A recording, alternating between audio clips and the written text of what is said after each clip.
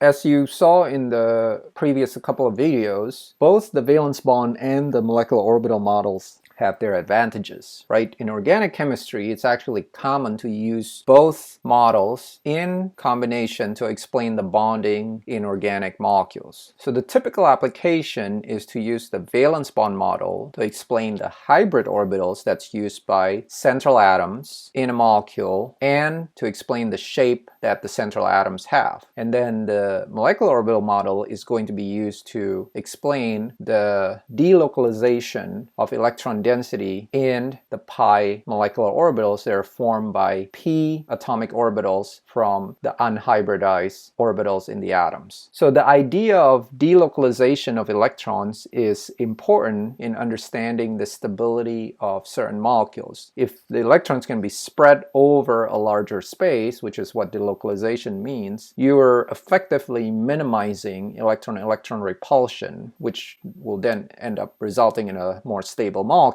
If these electrons are localized to specific bonds, like in the case of a double bond right here where you put that electron just between these two carbons, then you're not going to be able to explain why this particular species is as stable as it is in experimental observation. So a classic example of using a combination of the valence bond and the MO model in explaining stability is in the benzene molecule, which has the formula C6H6. So the Lewis structure for benzene is shown here, and there's no correct structure that we can draw. What we can do is draw two different resonance structures, which we know are not real structures. Now, when we actually did an experiment with benzene, we find that it has a flat hexagonal structure with the carbon-carbon bond all having equal lengths of 140 picometers and a bond angle of 120 degrees, which of course implies a trigonal-planar shape. Now, the way we can best explain that structure with the C6H6 formula is to use this combination model of bonding where we represent the carbon-carbon and the carbon-hydrogen bonds as sigma bonds that are formed by sp2 overlap, and then sp2 and s overlap for the carbon-hydrogen. And then for the excess electrons that are left in the carbon p atomic orbital, we're going to use all those p orbitals to form a pi molecular orbital that circles around the entire molecule. So that allows the electrons to be delocalized, right? To be spread over the entire molecule, thereby minimizing that electron-electron repulsion. So again, the idea being that if you have to put the electron there shared by those two carbons, that's less stable compared to taking that electron, combining it with all the other electrons and just spreading it over that larger space. That's going to minimize the electron repulsion more than having it localized there. And so that's the second component of that model. The double bond is not really a double bond that's specific to a pair of carbon-carbon atoms, but it's an electron that's spread over the entire molecule. So then the bond length should be a single bond, which is the sigma, plus an additional electron density, but not quite a pi bond. And that's how we can explain the length of the bond, that is 140 picometers. So this representations in terms of drawing is often given this way, where benzene is drawn as a hexagon with a circle in the middle, with the circle representing that pi molecular orbital and the lines here representing the localized sigma bonds.